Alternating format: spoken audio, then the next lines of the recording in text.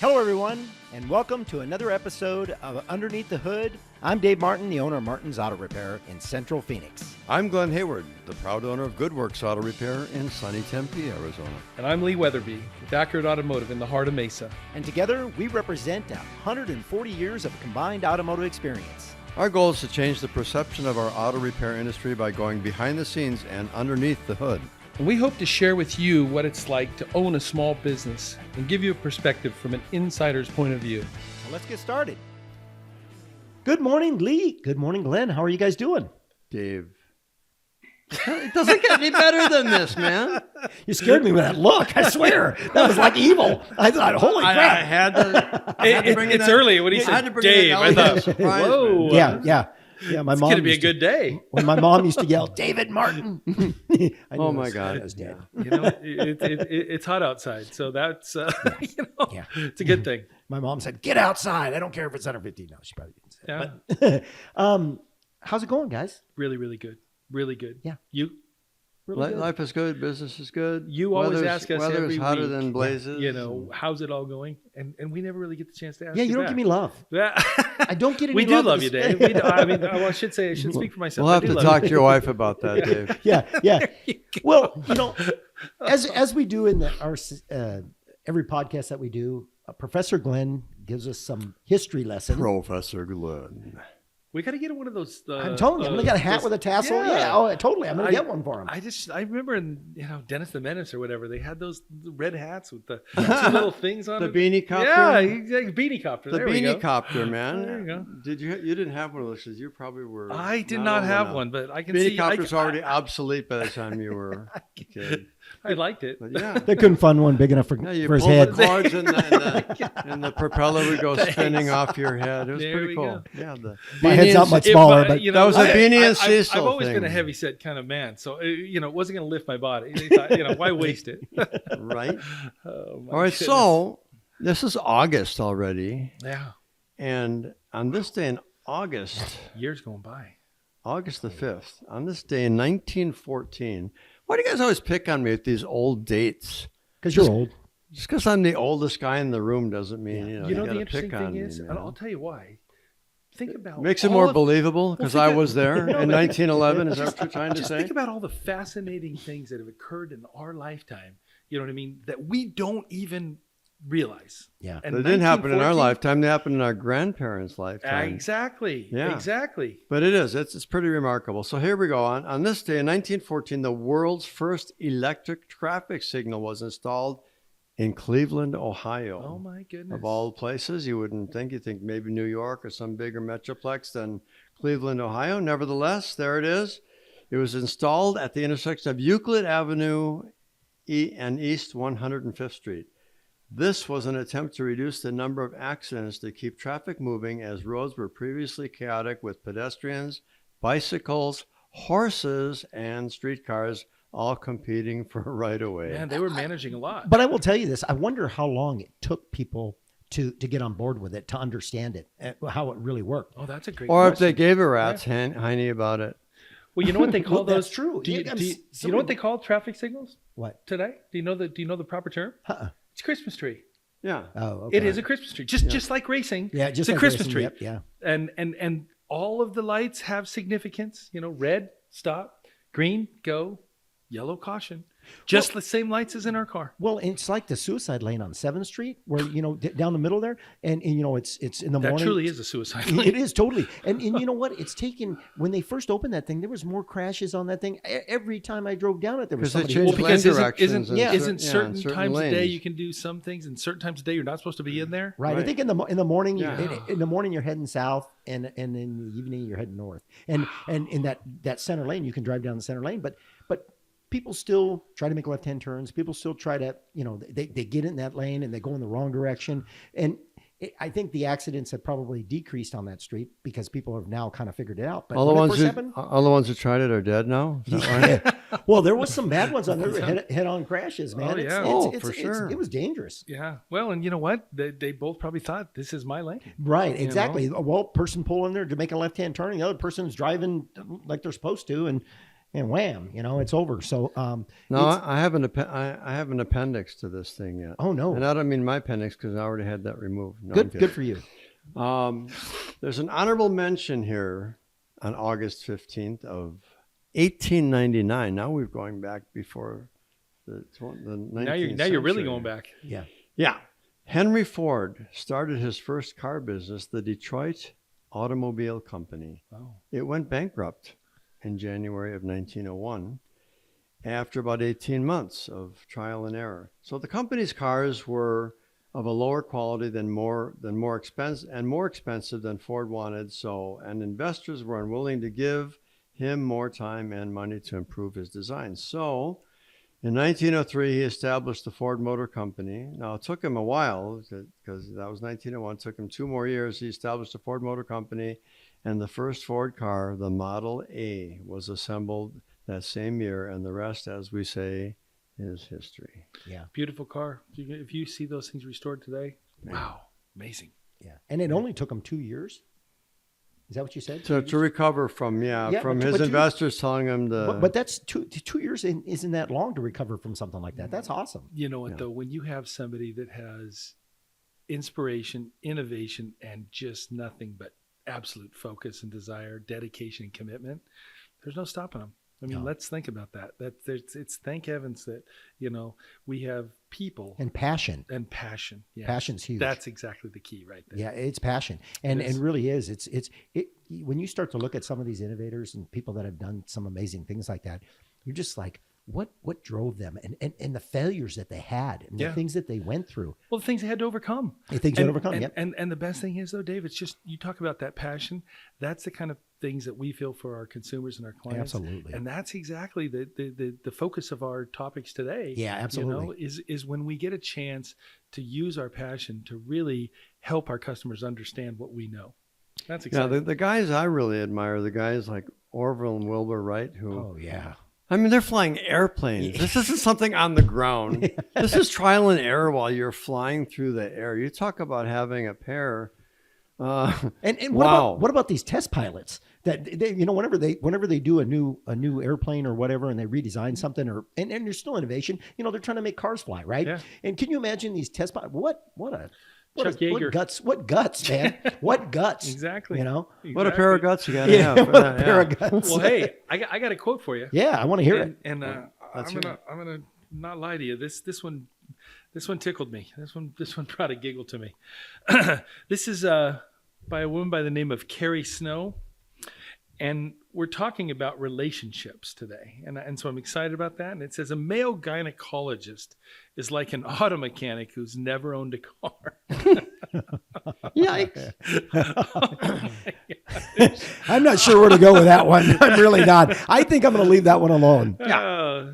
Well, Dave, do you have a full-time doctor? Do you have a committed doctor? Not a gynecologist, but I do have a doctor. Thank Yes. heaven. And they've tried to commit him a few times, but it just hasn't worked out. Yeah. You Yes. know, Yes. we could ask the same kind of questions about our customers. You know what I mean? Do you have a one shop that you go to?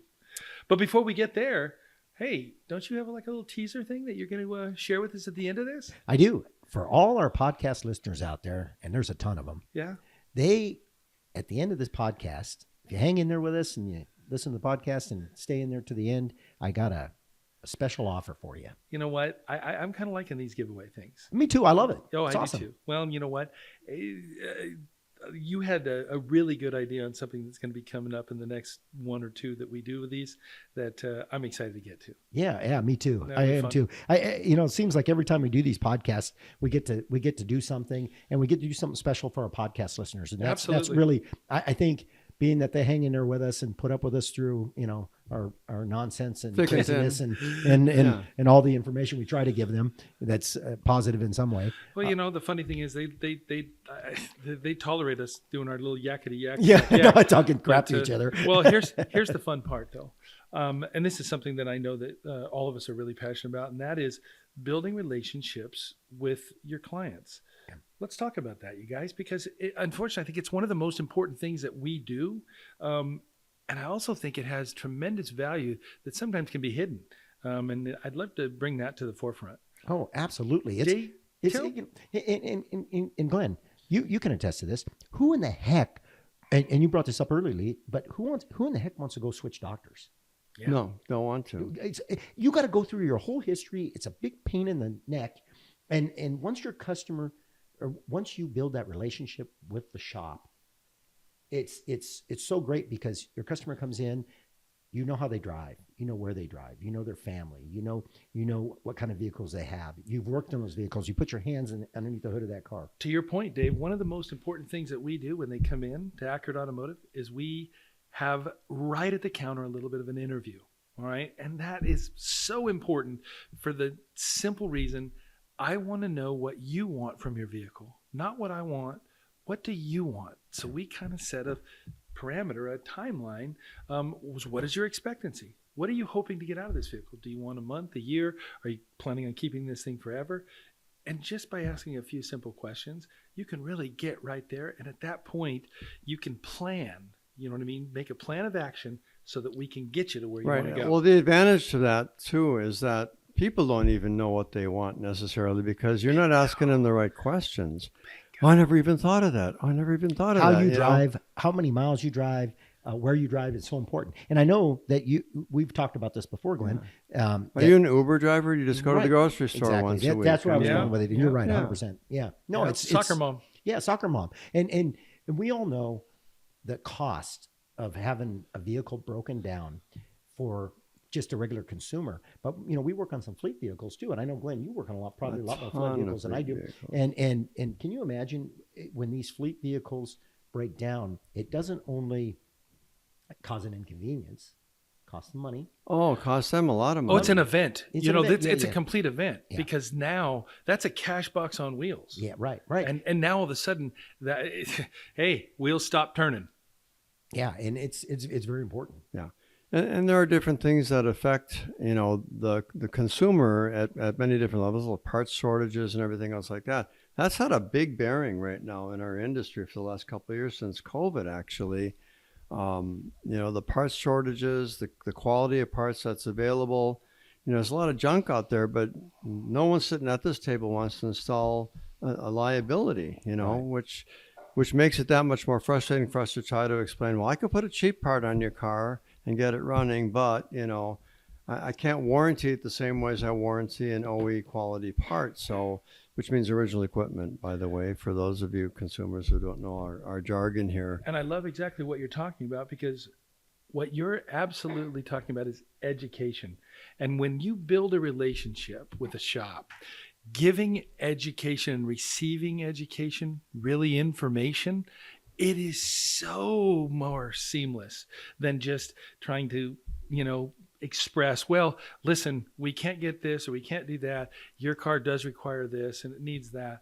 Whereas you can just say, hey, Dave, listen, we've looked over the vehicle. We understand that, your target is to get here, and we'd like to recommend that you do this based on the fact that we're going to use this component.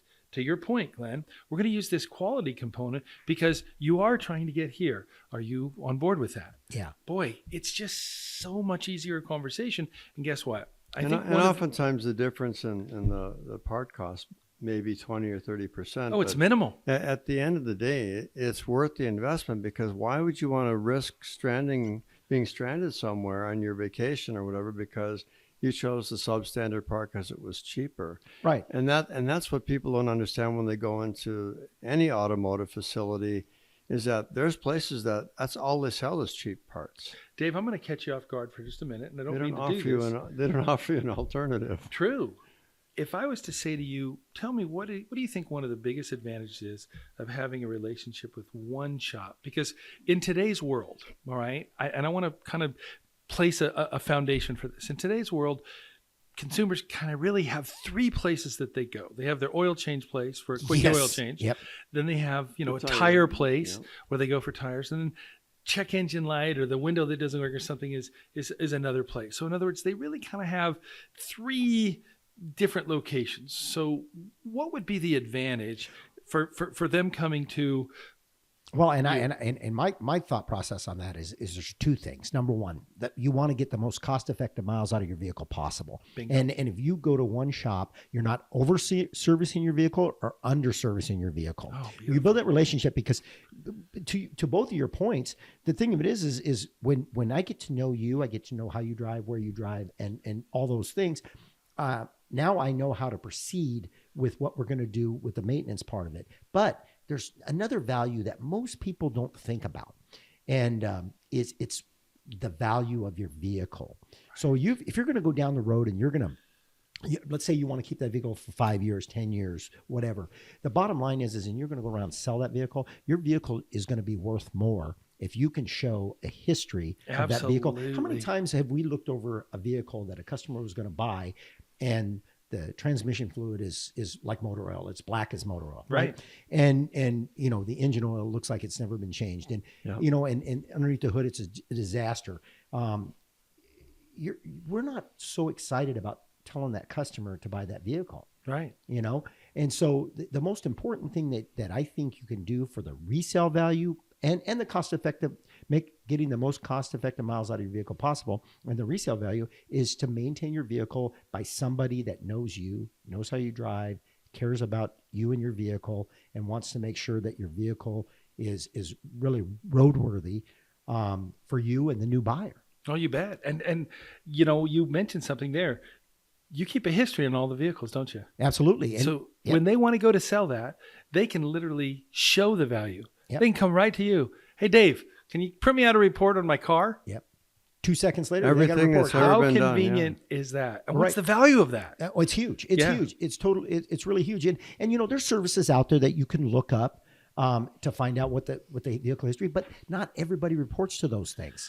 So but actually only about 20% of facilities, including dealerships, report to Carfax. Okay. It's pretty sick. Okay. All right. So is it 20%? Yeah, I didn't know that. I didn't know that either. I didn't know that we either. report to Carfax. We do. Yeah, we report to Carfax. But not everybody does, and it doesn't cost anything to do it. People just don't sign up for it. Yeah. And I don't understand it. I don't even understand why dealerships wouldn't do that. Wow. But I've taken my car I've had many customers come in. I've taken it to the dealer, so we're looking at Carfax. Well, there's no record of this car ever being serviced anywhere, So you call up the dealership. Do you guys report to Carfax? Nope, we don't report to Carfax. See, I'll tell you what. Why? Just exactly to your point and to yours, we have people call all the time. Hey, listen, I'm thinking about buying Mary Sue's car, and she's told me that you've serviced it. Can you give me some background information? Of course. Let me pull it up. What would you like to know? One of the biggest questions they ask, what do you think the life expectancy can be for this vehicle? Well, the way that it's been maintained, and we all know just exactly to your point what you just said and what you just said. It was black on the fluid when we started. Now, over the last 3 or 4 years, they've done this, and this. And so it looks like it's in great shape. Of course, we now have to make sure that we talk to Mary Sue or whatever before we talk to the consumer, that's thinking about buying it. But generally, they've gotten that information from them. Yeah. That's how they knew who to call. Well, and also too, we're getting off topic a little bit here. Yeah. I'm going to get back on it, but one of the things is by us checking over that vehicle for you, a lot of times we can give you negotiating power because usually the car needs something. Absolutely. That's why a pre-purchase inspection is an absolute must. If you're out there and you're looking for another vehicle, you need to go to a reputable shop, not some cheap lube place, and say, hey, can you check out this car and tell me if it looks like it's a good car to buy? Because they don't even have the wherewithal to be able to determine what's maybe wrong, what's potentially going to be needed on this vehicle, because they don't do those services. But that leads to the trust factor. And you know what? I think one of the reports that I read, consumer distrust for automotive repair shops is extreme. Yeah. It's high. Right. Why? Well, it is, unfortunately, and that's a sad thing. It really is, because I know that we take all that stuff to heart, really personal, right? We want to make sure that if there is a consumer of ours is upset, we want to make sure that we address it and handle it. But I do want to share something that validates everything we're saying here right now.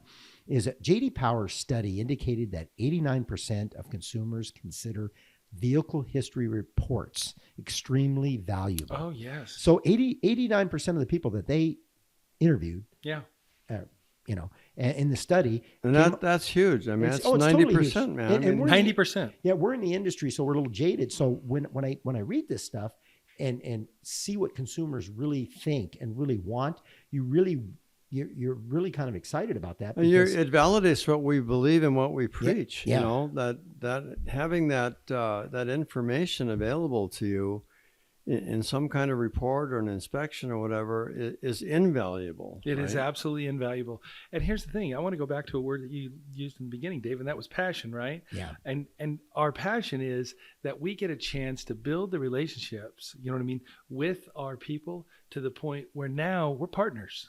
You see, so when you come in, instead of, just a transactional type relationship, which is what the world seems to be coming to today, now it's, hey, how you doing? Tell me about your kids. Tell me about your family. Let me, where did you guys go on vacation? Did you have a good time? Where are you going now? What can we help you get there? Yeah. It's convenient, but it's comfortable. And the thing about it is it's consistent.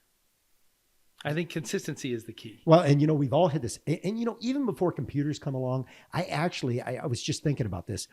I had probably a handful of customers that used to come to me, and every time we would do anything on their vehicle, they had a notebook. Yeah. And they would write everything down, the date, the mileage, everything they would write down.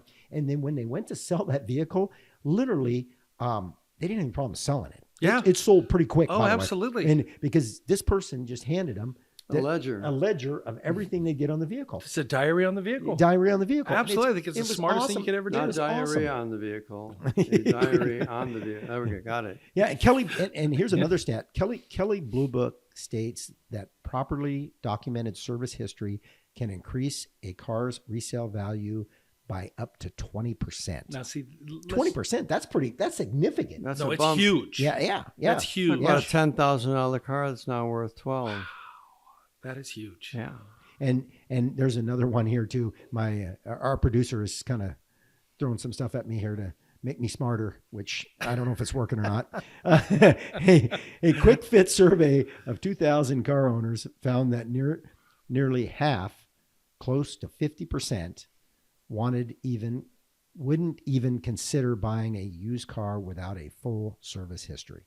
There you go. Which is smart. 50%. Yeah. But I mean, see, that is smart. that is It's smart, but it's not That as is high smart. as it should be. Yeah, I really. mean, it should be like 90% of those people should want a full report on where that car has been, where it came from. Some people get hung up Because- on the price. They do. I mean, that's really They what do. It's it is. price, but I mean, if a price is too low on something, I'm immediately suspicious because there's cars, and then we've talked about this in some of our other podcasts about cars that have come out of flood zones, hurricanes, all this other stuff, and they get secretly moved to other states, re-registered, unbeknownst to anybody, and now they're being sold on the market. And there is no history. The history is, like, for all intents and purposes, been erased. And I don't know how they do it, how they get away with it, but it's true. And they end up sometimes in our shop in a pre-purchase inspection. It's like, this car's been underwater, and they're like, what? It's so funny because Clean title. It says clean title. I don't know if it's just me, but Yeah, they washed it all right. whenever somebody goes ahead and tells me that, I'm out there looking at whatever I'm looking at, and I find somebody out there that's selling something for half the price everybody else is selling it. Oh, I'm so scared. I'm like, no, this isn't right. There's something really wrong. So you really got to do your due diligence on that. And my father used to always say when we were kids, nothing good comes out of you getting anything for free. That's right. Doesn't meet the eye test. Yeah, it doesn't meet the yeah. And so when you see something out there that's half the price of something of what everybody else is, or even 30 or selling 30% cheaper, Yeah. 25% cheaper. There's what makes me raise both of my eyebrows and really dig into it and find out, why is this car being sold so cheaply? Anything that throws up an alert, there's a reason. Yeah, There's and a that's reason. well, and that's the thing. You really gotta do your due diligence on everything. And when you're purchasing a vehicle, let's face it, guys, purchasing a vehicle is not cheap. No. I mean, it's expensive. Well, especially now, see, that's, I guess, the point that I'm really getting at. When relationships, all right, there is a return on relationship. Oh, totally. That's one of the things that I wanted to discuss.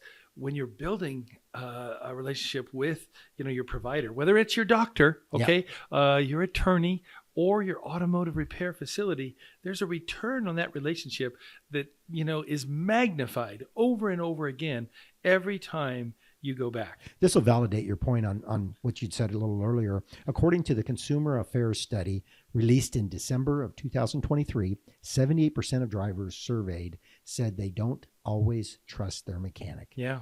Now, that's crazy. it's sad. That's it really is. three-quarters of people don't trust 80%. their mechanic. But here's what I want to say, and I want to be clear about this. I've been doing this since I was 10 years old. Yeah. Okay. 13 myself. Yeah, and so it's been a long time. I can tell that. And yeah, well, you're way older than me. Anyway, so you know, I know a lot of people in the industry. Yep. And there is a lot of great shop owners in this industry. There are. A Thank lot you, of great Dave. technicians. There are. Thank and, you. and the majority of them, I will say, and maybe it's my circle, maybe it's the people that I choose to have in my circle that are the best of the best. And so there is still a lot of good shop owners out there, a lot of great technicians, a lot of great people that work in this industry. Mm-hmm. And unfortunately, it's one of those things where there's a small percentage of bad apples that get all the attention, I guess. I'm going to bring up one point that I think is worth at least recognizing, and that is this. I had a customer this week say something that I thought was just genuine and beautiful. She said, "You know what? I want to come to you because I was referred by another one of your customers." And she told me, "We have a little bit longer drive to get there. They're not as convenient, but they are 1 billion times worth the effort." She says, because then you're buying local. You're buying from, a family-run business instead of one of these big conglomerates. And she said, "You know what? I know this. They always have my back." I just thought, boy, I asked her, could you write that down somewhere? Oh, absolutely. No, could you put that somewhere? Well, yeah, because we hear a lot of, we'll hear negative stuff, and people always, when they get upset or whatever, things don't go right, that we hear all about that. And it's really heartwarming.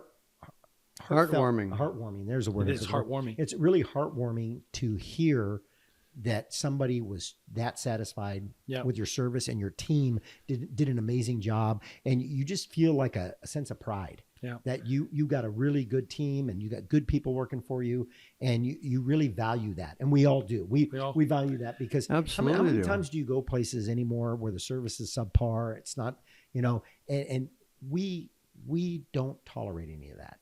We want to make sure our service is top notch, and we try to train our people to make them the best of the best. And and when you hear that, it validates what we're doing. It kind of makes you just want to fight a little harder, work a little harder.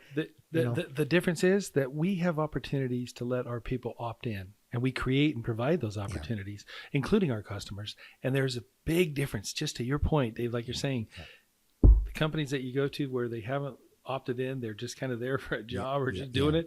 It has a different feel. The culture is completely different. But when you walk into one of our facilities, you walk in, people are happy, they're smiling, they say hello, they acknowledge, and then they're ready to serve.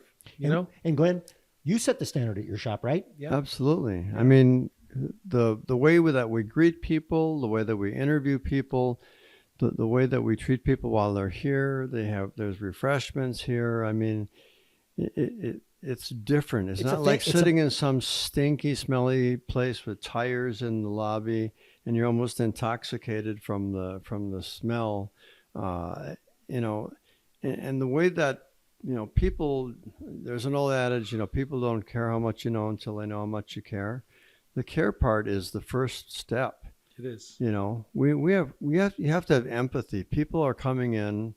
There's people who are frustrated. They had an appointment. They had their kid take their kids to soccer or to football or whatever, and now their car's broken down. And we try to act as quickly as we can to get them back on the road and so on and so forth. And we offer them. We meet their needs. Because it affects us. We have kids. All of us have kids. We've all had to experience what that means to be in that position of frustration when something happens that interfered with what was more important, right? Yeah. And I've been in both of your shops, and I see your customers coming in, and when they come in, they say, "Hey Lee, hey Glenn, how you doing?" and you know them, they know you, and it's more like family. Yeah. It is more like My office actually moved. I mean, we built a bigger lobby. We're actually in here right now. That's where we're podcasting from. And I get people all the time, hey, is Glenn here? Can you come up and say hi to me? I mean, 5, 6, 10 times a week, I keep people who specifically want to see me because they want to make sure that I'm okay and that I'm still the owner of the business because they don't see me up here in the value front in that. anymore. Oh, I think And it's, there's a huge value. I mean, it's an ego boost. Yeah. Wow, so and so wants to see me. That's really cool. You I know, think so. I think it's vital to keep that family foundation. You know And what some I of them mean? know where Make my sure. secret offices. So I hear this knock on the door, and they stick their head in. You know, hey, Glenn. Being available and letting your customers still see you and know that you're still there Yeah. is a I big think I need to put It a is. picture of myself on the wall somewhere just to. Well, guys, I think we've talked a lot, and hopefully it has been reflected that, you know, building a relationship with your doctor. We're car doctors, you know what I mean? Your automotive mechanics is going to pay huge dividends over a long time. And I will tell you what, we'd like to invite all of you to come in and see what a really great automotive experience can be like. Yeah, But Dave, people actually depend on us more than they depend on their doctor. well, they do. They see us more often. They see us more That's often, true. and Yeah, but you and hope we're- you're not going to the doctor and that much. and believe me, we are more a vital part of their daily life in being able to deal with their vehicles and their challenges with that stuff than their doctor ever would be. Why are you picking on doctors, We Glenn? just got Jeez. to build some trust. I'm just saying that just making a comparison because it is important to realize that, you know, we get involved way more in people's lives as auto repair centers than doctors do with their patients because you go to your doctor, he says, oh, I can't fix it. You got to go to a specialist, you know, and it just keeps graduating up the line. Pretty soon you're in some, you know, high-end surgeon's guy and he wants $1 million to fix what's wrong with you, you know. I'm definitely probably a $6 million man. Yeah, but see, you can do it all. You can do oil changes, tires, and general automotive repair. I love it. That's it. You're one size fits all, Dave. And I'm not saying that As we we're all more. are. I'm not saying that we're more important than doctors are, yeah. but we are doctors of a different sort, right? But Yeah. our relationship with our customers is way different than someone with their doctor. You go there because you have to. You go there because you got this need that's immediate and so on. Here, you're going to see me regularly anyway for maintenance and the things that are going to Important stuff. Yep. help elongate the longevity of your vehicle and make you And get you to the doctor. That's Yeah, it. and get That's you. it. Yeah. Well, that's what it is. We're tools. You Yeah, know what I we're mean? tools, Cars are tools, and you know what? That relationship that we have with our customers is also one of the tools that they can actually utilize to get that return, like we talked about before, on the relationship, so that they can have the trust necessary to pursue the things that are absolutely vital and critical for them to be able to get the longevity that Absolutely, they for anticipate and expect. Hey, I want to know our teaser and what we're going to be giving away, Dave. Well, you guys ready for this? I'm ready. not sure. You know what? I'm going to bring a drum to the next one. We're going to do drum rolls. There we go. Got the drummer right There here. we man. go. Come on. Yeah. Glenn, you got a drum. Bring it in next time because we really need a I'll drum bring in roll my here. whole kit, brother. There you go. Yeah, I think it might get a little out of hand, Glenn. That'll be Absolutely confusing. would. That's what drummers do. Yeah, I know. Yeah, I know. Well, what we're going to do is with every AC service, which is air conditioning service, I got to Right. make that clear. We're going to give away the first pound for free. Oh, a Freon. First pound of Freon for free. Wow. You know, And that's that could be anywhere from in August? $75 to Woo, $100 that value, is, right? Yeah, that's a and huge value. And that value, that deal right there is just for our podcast listeners. Beautiful. The people that put up with us for as long as we're on this podcast, and it's good till the end of August. Good till the end of August. Yeah. Yeah. What's the code? Oh, we got to have a code too because we want to make you podcasters really special. The code is cool. Oh, I like that. How cool. cool is that? Cool. Cool. Cool. It'll be cool to see you. Not Come on freezing in. my- Reminds me of the 70s. That's all we said. Oh, that's cool. Far out. Far out. Like really cool, man. Awesome, dude. We got to have some bongos for that. Guys, The you guys old are beatnik you guys are nuts, bongos, and I can man. say that. Bonafide. Yeah. It's certified. Oh, we're certified. We're certified nuts. That's what we are. Hey, guys, before we end this podcast, Glenn, where can our listeners find us? Under a dark rock? Not you personally. The podcast. Oh, the podcast. Okay. Not in your secret spot, Glenn. Hey, but listen, if you have questions, comments, anything you'd like to know about, please go and fill out the form at Podcastunderneaththehood.com. That's podcastunderneaththehood.com. So if you have any questions that you'd like to have us answer, we'd be more than happy to do that at that website. Fill out the form, give us your question, and we will respond back to you as soon as we can. Come check us out. Fantastic, Glenn. Thanks.